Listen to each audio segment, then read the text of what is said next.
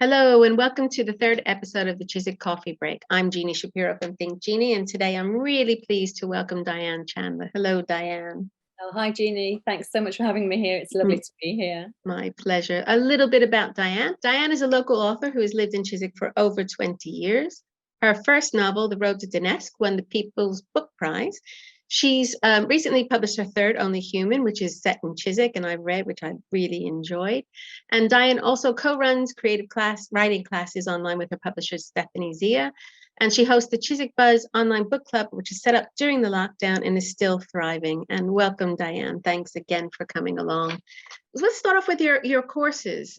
Tell me something about them. Who are they aimed at? Are they one-offs? How do they work?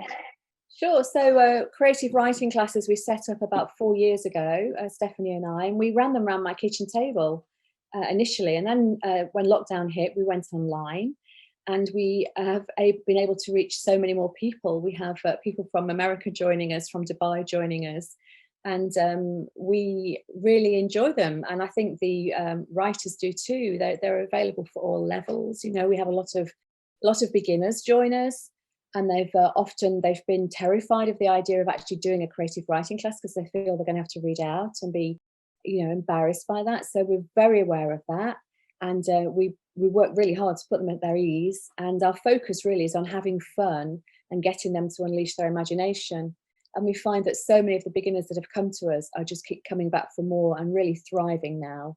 There's no pressure for them to read out, and so they're really thriving at unleashing their imagination, and it's great to see. I imagine it must be helpful for people who just want to write better. So even in a work situation, writing blogs or something like that, just being able to be more comfortable writing them, it would be helpful, wouldn't it? Yeah, I mean, our focus is on creative writing. So, creating characters, plot, dialogue, bringing your senses to bear on your work. So it really is mainly on that. But we've had all sorts of people, from marketing executives to journalists to short story writers, published novelists, and we just welcome everybody really. And we just try and have some fun. I'm always looking for the laughs. And how do people book on that? It's through Eventbrite, but we have a website which I can show you, and if they go on the website, they can find out all about the courses and book there. Brilliant. And the Chiswickbuzz book club, which as you said started during lockdown, has been thriving. I absolutely love when you get the authors on. I think I think you love that too. Yeah. We were so lucky. I mean, Chris from Chiswickbuzz, asked me if I would host it. And I thought, oh my gosh, I'd love to. And I was really nervous at first, and now I just love it. Then we met every 2 weeks during lockdown, and now we meet every month. And we were very lucky the very first meeting we had. I simply tweeted Louise Doughty. We were doing Apple Tree Yard. And I think because it was lockdown, they had so few opportunities to go to events that she came along. And on the back of her, we got David Nichols to discuss Sweet Sorrow. We've had Amanda Craig. We've had Rosamund Lupton, Claire Chambers. We've even had Trent Dalton from Australia who recorded some messages for us, so it has been huge fun really. And I love meeting these authors and asking questions about their books. It's a great thing. I can see the fun, especially when the authors do turn up. I can see the excitement of everybody attending. But no, I think that's brilliant. So you mentioned that you do the creative writing workshops you do around your kitchen table. Do you still do it that way, or is it? No, we stopped since lockdown. Actually, we only do online now, and we may well get back to that. We used to make homemade brownies and endless coffee, and of course, I think we missed that, and I think they miss that. Those that have been around the kitchen table, and maybe in a year's time. But at the moment, I don't really feel comfortable having 8 people around my kitchen table. So, and as I say, we can reach many more people like this.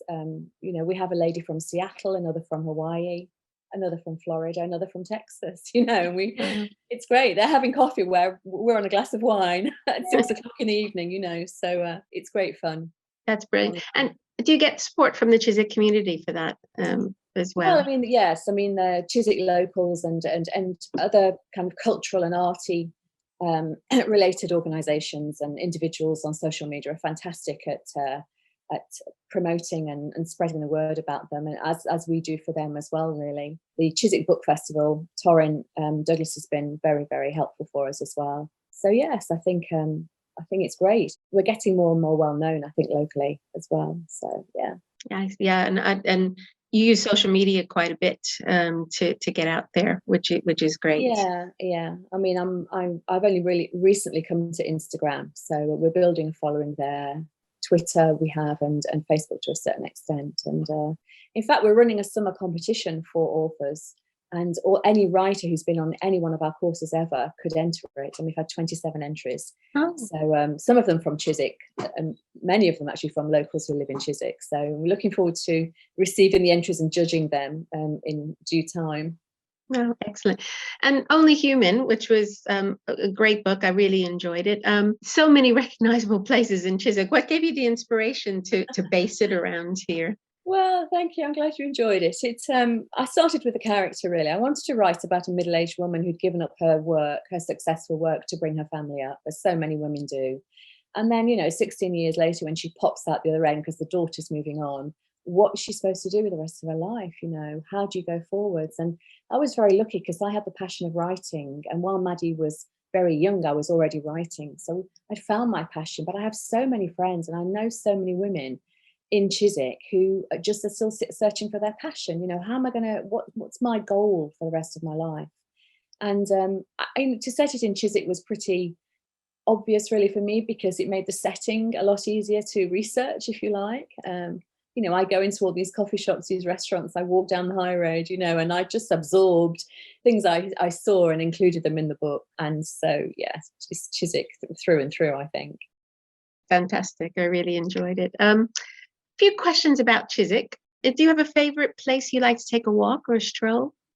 I have to say Chiswick House. Absolutely adore Chiswick House. I mean, we found it really during lockdown, and we go there several times a week. I love the lake. I love the vibe. It's wonderful, and it was great that they stayed open during lockdown, I think, for everybody.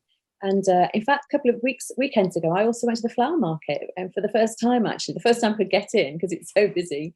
I had a friend visiting, and we went around 1:30 in the afternoon, and the vibe there was just incredible, with the live music, gorgeous flowers, and pavement cafes.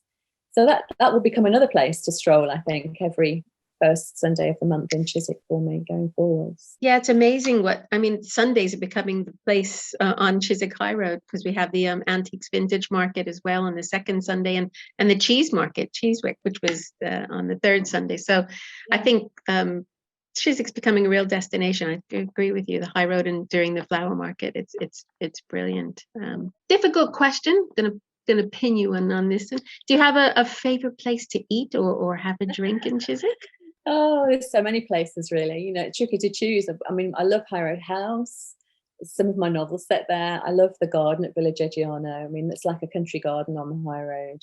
And Cote and Roebuck are my favourites too. The Hogarth Health Club, actually, which I'm a member of, has now set up a thriving cafe, and they have various events going on each evening. They have a Thai night and a pizza night, and actually the sun goes down very nicely there at the Hogarth Health Club. Our garden, we lose the sun at 5:00, but there you can catch it till about 8:00 in the evening at this time of the year. So it's a nice place to go for a sundowner as well. Yeah, that's good to know. That's a good tip. Thank you. And one last question: are there any books on the horizon, Diane? Any new books that you're writing? Well, it's funny you should ask that, because today I'm off to a cottage in Hampshire with 2 writer friends, and the idea is that I'm going to start the next book. I'm not quite sure how strict we're going to be about that, because we've certainly packed a lot of wine in the car. But we're going to try each morning to sit and spend a few hours writing, and I'm really at the research stage. But it's going to be set in Cuba. That's my goal. I went to Cuba a few years ago, loved the place, and my idea is for some kind of love story to be set in Cuba. So yes, and we may well have to go back there to continue the research. It's lovely that you take your inspiration from your trips and where you live. I want to thank you so much for taking some of your valuable time to talk to me today, Diane. Thank you so much for being my guest. I want to thank you so much. It's so nice to chat to you, Jeannie. Thank you so much for having me on. My pleasure, my pleasure. And thank you, everyone, and look forward to seeing you at the next Chiswick Coffee Break episode.